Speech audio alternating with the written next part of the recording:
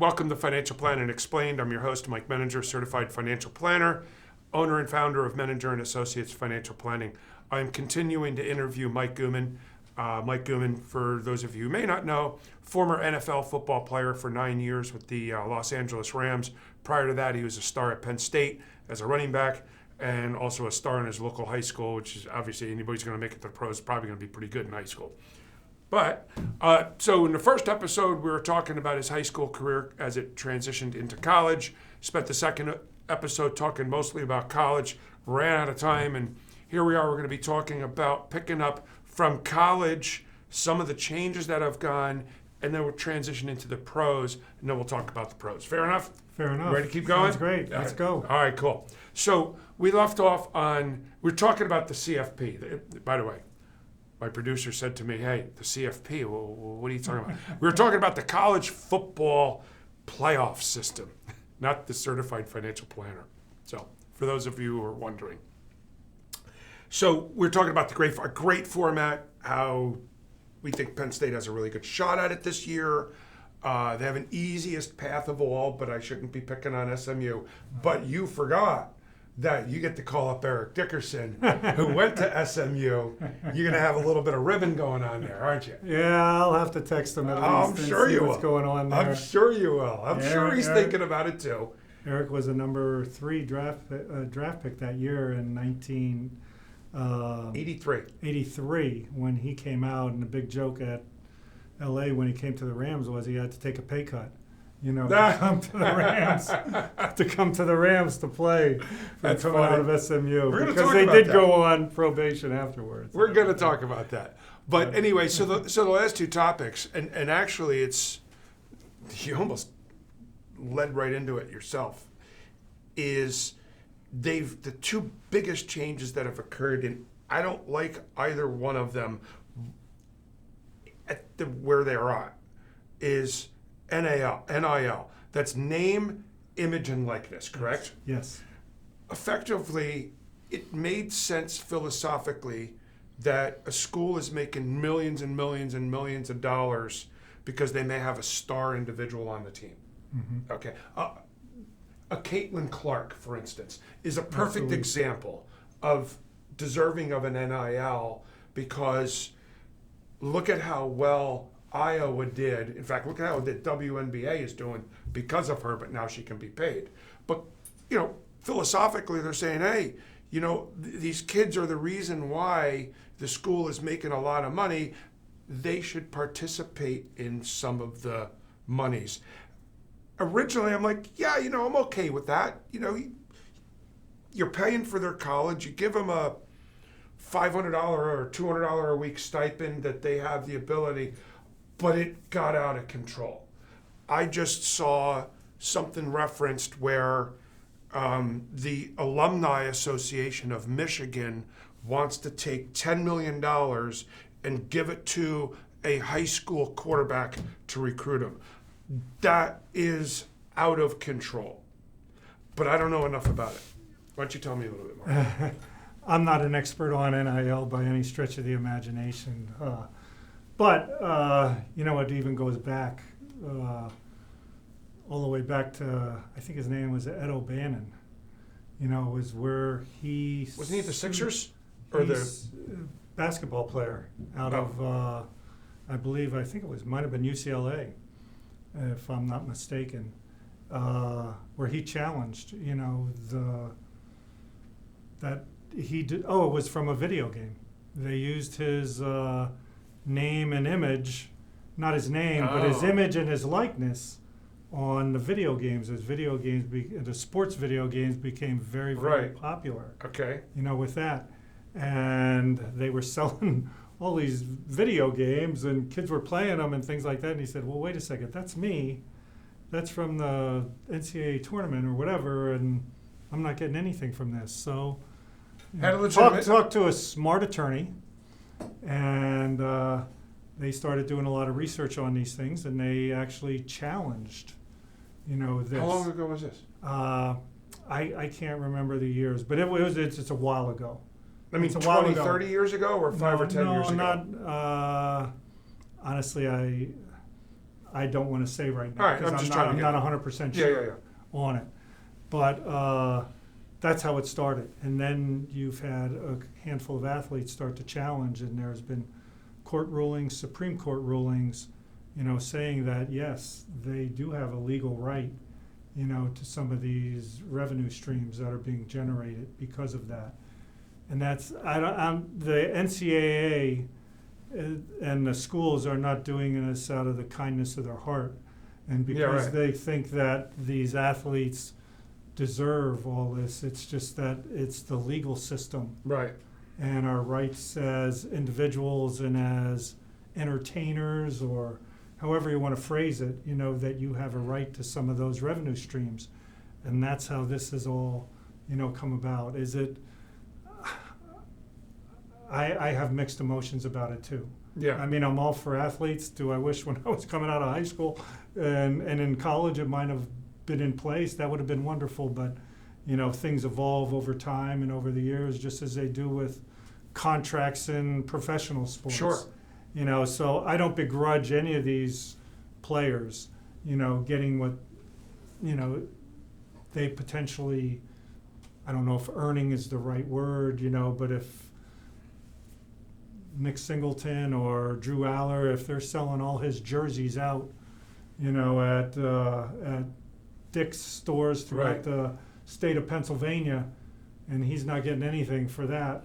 So are they given a revenue that is directly associated with the person, or are they just now creating almost college football contracts? Well, so to they have speak? nothing to do with the universities. None of this money comes from the university. So it might be from like They're all Nike or they're- whomever? No, or they're collectibles. They're, like I said, I'm not an expert on this. I don't have a lot of the data and information of whether it's all from donors, where they're getting all the money Yeah, to pay all of this. I think it's ridiculous. And I heard just recently somebody talking, oh yeah, the so-and-so NIL bonus $300,000 Lamborghini. I'm like, really? Yeah. Is Oh that? yeah, you could look at the parking lots of any of these major college or Power 5 football conferences, and there's a lot of whatever Teslas or high Yeah, high super. priced vehicles, in those lots, and it's because of that. Yeah, and I kind of disagree with it. I Yeah. agree with it a little bit, but then you put that right next to the other topic that I definitely don't like because they're together, is the transfer portal. It almost makes me feel as though every year, every player gets to effectively call themselves a free agent. They do. They do. Some of the things we talked about on our other episodes, and I talked about the impact that a person like Joe Paterno had on my life, because of the 4 years that I spent there with him. And the transfer portal, the issues that I have with it, I don't begrudge the players either.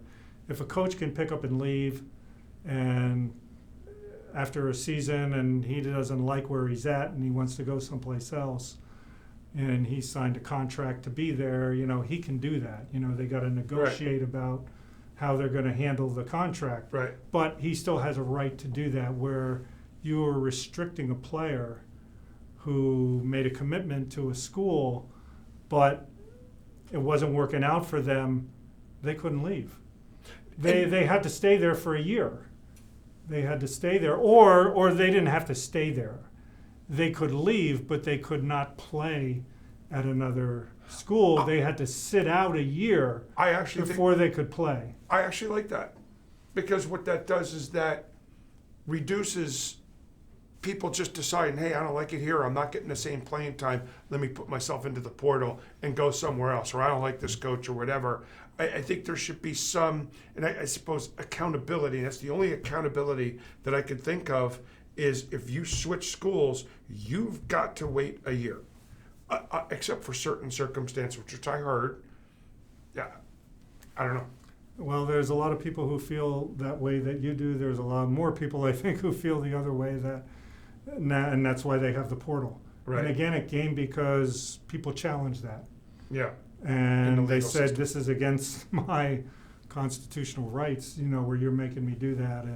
And the thing that the negative I think about is very similar to what you're saying. I think the benefit that you got, even if things weren't working out for you, well, what did you do? Well, you had to work harder. You had to earn your right, to get in that position where you should play more. Mm-hmm. So now the avenue that the athlete takes is, if it's not working out for me right now, I'm gone. I'm moving and I'm going someplace else, rather than, well, my coach told me get in the weight room, work a little harder, study a little harder on your plays and things like that, compete with the guys who are there with you.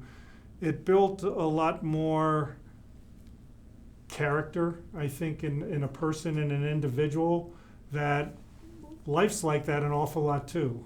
Correct. And, it gave you some tools that you can use in other phases of your life, whether you're 18, 19, 20 years old. Maybe at 30 or 35, you're going to experience some of those, and, you'll have benefited from those years where, well, yeah, I didn't play my first 2 years, but I didn't quit, and I didn't pick up and go someplace else. I stuck to it, and I worked harder, and I did the things I needed to do, and then I did achieve some of that success. The only place I would argue that is, and by the way, it just because I'm as competitive as out there as you can be. Yeah. If I was the second string quarterback behind Joe Montana and did not get in for a single play for 4 years, and I might be exaggerating the point, but if he never got injured and we're always in tight games, I'm not playing. And I want to play. Right. I don't want to bust my hump and practice for 4 months to stand on the sidelines the whole time. Understand. And if I'm behind a guy and I'm never going to cross over and pass him, or for whatever reason the coach has a vendetta against me, then it gives me the ability to go somewhere else where I can play. Didn't that happen with Jalen Hurts? Yeah, because he was where? He ended at Oklahoma. Alabama and Oklahoma. Right, Alabama to Oklahoma. And so basically he moved from a position where he was behind. Right, I agree with you on that. I don't, but a couple of things, with that too, is that the other argument goes against, what you said before, where you ought to sit out a year. Why should you have to sit out a year? If that's the situation you're in. I know. I know. That's the counterpoint to that, that you would say. It just seems like, and I agree with you. I agree. I think if it's not working out, you should have a right to do it. But I think there should be maybe a limit on it, where you've seen guys, this is their third team or their fourth team. Yeah. That they're on. Maybe you give one time or 2 times. I don't know what the number is. I don't know what the right number is. But it seems like every year now, as a coach, I don't know how these guys do it, but you almost have to re-recruit your existing team to stay. I know. And then you have to go out and look in the transfer portal to, well, can we improve ourselves at certain positions? Well, it's like recruiting. With people, it's just changed the dynamic of that a lot, because so much. A coach now can recruit from the portal in addition to recruiting from high school. But I don't know if you understand my point that I'm trying to make too, is that the benefits that sports always provided to you as a person, and the character building and all those types of things, some of it comes with a lot of adversity. Oh, yeah. Where you have to deal with that adversity in your college career or whatever it might be, to be successful. And it gives you the avenue, and I'm not saying every person is like this that they're going to do, but when something doesn't go right for you, you're gone. Right. And I don't like that. Right. By the way, I agree with you there. I don't like that. But they should at least give a participation trophy. Yeah. I'll leave that off on that one. And I think the argument is going to go on like this for a while, and maybe there'll be some tinkering that they're going to do with some of these rules around the portal and the NIL, but the genie's out of the bottle and it's not going back. Oh, in. and it's tough to put it back in You're once not it's going to up. put it back in. So There might be some more, I don't even know if stricter is the right word, guidelines around all of it. I would like to see the money put in trust. I agree with you. I think that would be wonderful. So it's you a can't way. touch it until you become, whatever even like, age. people do it in estate planning an awful lot. Right, that's correct. You do it, well, you can't have access to this, so you can only get so much of this money when you turn 25. I believe Nike did that with either Nike or Under Armour did it with Allen Iverson, and it's a good thing they did because he couldn't rub two nickels together. Yeah. So, I mean, and maybe there's something that can be done with Hopefully that. it falls out in something, but it's brand new, and then typically the pendulum swings. Yeah. And it's really on it one goes side. too far one Right, way and then before it it comes comes back back, again. and they'll find some happy medium, I think, where it eventually will occur, but, it's here to stay. Yeah. I mean, both the portal and the NIL. Yeah, you're right about that. It's a great analogy. Once you let the genie out, or horses left the barn. Yeah. So we're going to come back. Stay tuned. We talked about the NIL. Now we're going to talk about the transition to being drafted to the NFL. And so stay tuned. We'll be back with you in just a few moments. Do you keep up regularly with your investments? Where exactly are your hard-earned dollars going? Are you financially prepared for an emergency? I'm Mike Menninger, founder of Menninger & Associates Financial Planning.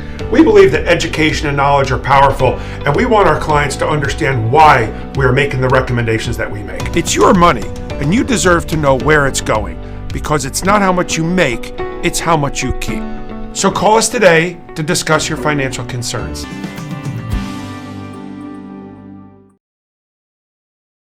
Welcome back to Financial Plan and Explain. And here still with Mike Guman, we talked about in the first segment, we were talking about the NIL and the portal, which we ended up talking for the whole segment, but that's okay. It's a topic that exists. Now, going from college to the NFL. Draft night. You told me the story. You were roommates with Matt Millen, and Matt Millen got drafted in the second round as a Raider for the Raiders. And Matt probably should have been a first-round pick, but as I had mentioned, in our senior year, he sustained an injury, a back injury, and was not able to play a lot of football in his senior year. So there was some question marks, marks about his health, and would he recover completely to be able to play. So it dropped him a little bit. So the Raiders got a deal. Yeah, the Raiders, they did get a deal. Yeah, I mean, he had a phenomenal career with that. I was projected to be probably like about a third-round pick. Right. And I dropped down to like the sixth round. So I was waiting in my dorm room with my fiancée at the time, high school sweetheart. She went to Penn State too. And we were waiting for that phone call, and it wasn't happening. Third round goes by, it wasn't happening. Fourth round goes by, it wasn't happening. And I didn't get the call, and I was getting depressed, so I said, let's get out of here. So we just went out, started walking around campus and things like that, or downtown, and the Rams ended up taking me in the sixth round. And I found out from Matt. He drove by in his car, rolled down his window. Hey, come on in, you just got picked by the Rams. So that's how I found out. So now you get drafted by the Rams. I got to ask you this question. If you don't mind me, I haven't asked this question. What was your signing bonus in your contract at the time? Well, you got to remember, this was 1980. Oh, so it was a $20 million, Yeah. 16 was guaranteed, $150 million for 5 years. Yeah. Is that what it was? Yeah. Back then, our number one draft pick that year was for the Rams was Johnny Johnson, who was a safety out of University of Texas. Okay. And the Rams were in the Super Bowl the year before against the Steelers in the 79-80 Super Bowl. Actually, it was 1980, January or February of 1980. So Johnny signed a 6-year, $1.2 million contract. First round draft pick, where was he picked in the draft? How high up? Probably like the 21st, 22nd pick, something like that. Somewhere around there. A first round gets extra money. Yeah, well, like I said, it was 6 years. Total value of the contract for 6 years was $1.2 million. So today you'd look at that and you'd have probably at least one more zero on that. Right. Oh yeah. At least. If not more, than that. So Yeah, it was. So to answer your question, it wasn't a lot of money. No. I got as a signing bonus. Right. He goes the first round. Down in the sixth round, Yeah. a lot less. Yeah. I think his was maybe his signing bonus might have been $150,000 or something like that. Well, this isn't. I mean, you weren't in a position at the NFL in your earlier stage of your career that you had to work in your off season, did you? I did not work in the off season. No, I didn't. That was back even a little further than Yeah. when I was playing. No, we actually, my first year when I was out there, we came home for a little bit and then we went back out there. But a lot of guys stayed, where they lived. I was all the way out in Southern California, so I wasn't married yet in my rookie year. So I came back and my wife and I got married in February after my rookie year. She was a year behind me and she went to Penn State and she graduated from Penn State. So I got married in February. We moved back out there in March of, 81. We moved Back out to California. Back out to California, and we stayed out there then the rest of the time. Okay. So no, I didn't work. We came in, we were required to try to be into the facility, at least 3 days a week, working out. Even during training. the off season. Oh yeah. So when is? You just had different times that you would come in and stuff like that. So basically, the season ends when your season ends, and You take a little bit of time off. Most guys take a little bit of time off. If you made the playoffs, if you played till, let's say, the middle of January, a lot of guys would take off till maybe like March 1st. okay. And they take some time, they do whatever, go on a vacation, travel, go back home. Let the bruises heal. Let stuff heal up and things like that. Then in March, you would come in and then guys would start getting ready, whether just training, working out, running, doing on-field stuff with the quarterbacks, throwing the ball, catching, receivers running routes against the defensive backs. Usually would do that, and guys would come in the morning and, you'd be there from, 8 till 8:30 till, noon or something like that, and then go home after that. So your rookie year, what kind of shenanigans and how is it like the same thing you had with college or similar but different? What was your rookie year like?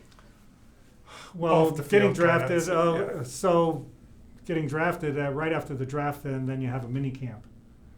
So everybody comes out, the rookies go out first, and they had a couple days to themselves, where you're out in the field, and you're practicing and things like that. And then the veterans would come in, and then the whole team was together, and you had probably about a 3-day mini camp that you would do with the team, where you're going through just helmets and shorts and a t-shirt, Yeah. Type of thing. But you're out there and your meetings, practice, all that for like 3 days, and that's usually in like May. That's when they did it then. I don't know how they do it now, but we would do that after the draft. That would be sometime in May, and then you were off until we had to report probably like middle of July, early middle of July. Training camp would open up. Right. And you'd have at least a week to 10 days where it was just the rookies and the free agents were practicing, and then the veterans would come in. And 10 days later, I'm surprised. Or were they practicing it might have somewhere been else? a week. It probably was maybe a week. No, they weren't doing anything. Veterans didn't have to be in. And they're guided by what the collective bargaining agreement said then. Right. So Makes sense. back then you had 4 preseason games. So they were usually in when the first preseason game was probably the first week of August, or that, whatever, August 1st, 2nd, somewhere around there, or late July. You were in 2 weeks before that. Right. So training camp would start 2 weeks before that. So then everybody was together, go through training camp, play your 4 3-season games.